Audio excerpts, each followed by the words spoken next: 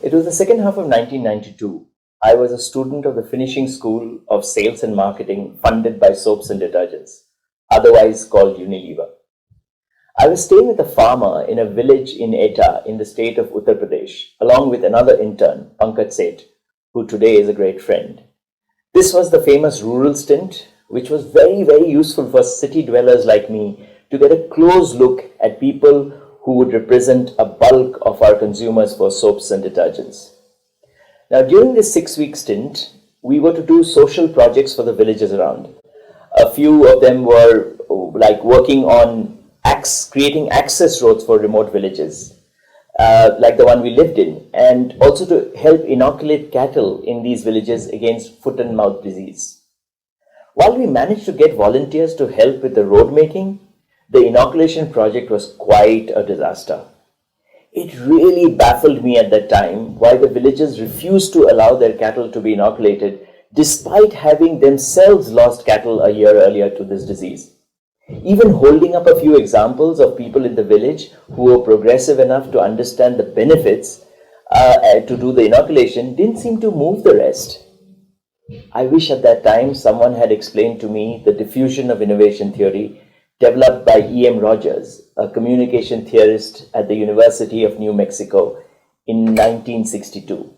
To learn more about it, listen to the story, which I first heard in the Anecdotally Speaking podcast. Hi, welcome back to Stories at Work, a series where I share real stories from across the world that you can use when you want to drive home a business point. Our website, storyworks.in, already has over 100 stories, and we are adding one every week. Let's start today's story.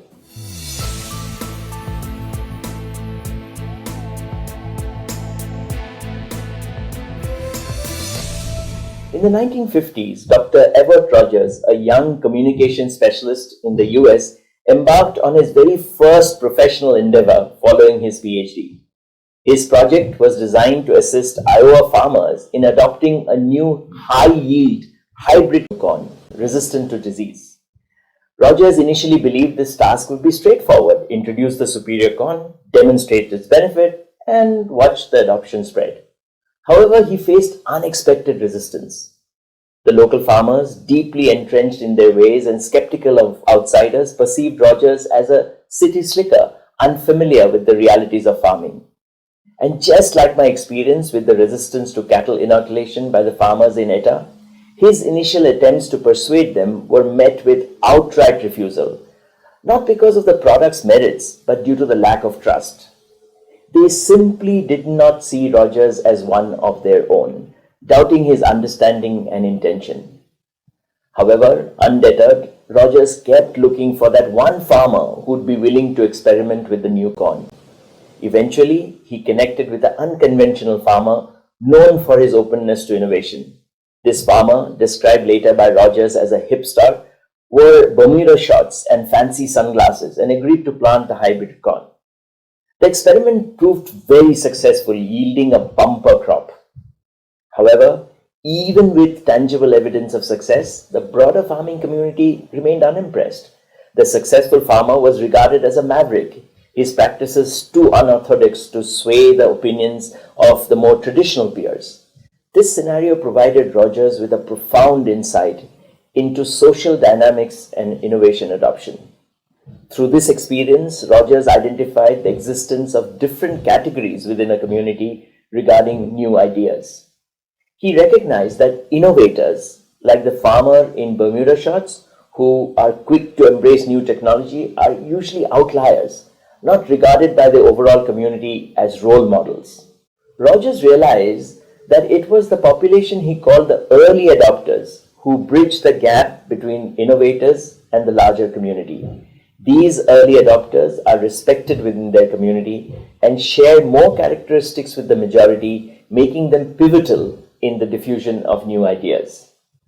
This revelation led Rogers to develop his influential theory of the diffusion of innovation, which outlines an innovation adoption curve. This curve categorizes members of a society into various groups. As you can see in this graph, the diffusion of innovation curve is a normal distribution curve. It begins in the left with innovators. They are just 2.5%, but the excitable lot. Then comes the early adopters. These are the ones we should be looking for. They form 13.5% of the population. Then there is the early majority, followed by the late majority, and finally what he called the laggards. Taking this concept to the world of telephones, on one hand, we would have people who would change their mobile phone every few months to try out the latest features, designs, or styles. These are the innovators. And on the other extreme would be laggards who would love it if somehow the world stuck to rotary dial landlines. Dr. Rogers' work illuminated the complex dynamics of how innovation spreads within a community, emphasizing that the key to widespread adoption lies not just in the innovation itself, but in the understanding and engaging with the societal frameworks in which it occurs. His insight has since shaped numerous fields from agriculture to technology and beyond, providing a structured approach to managing change within social systems. What a story. Where in business can you use this story? The biggest use is when driving change. It is the early adopters one must identify.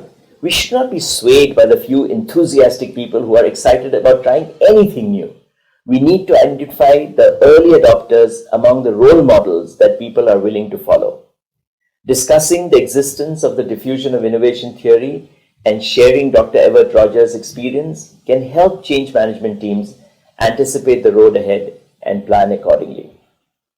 I hope you liked that story, and if you did, there are many, many more on our website, storyworks.in.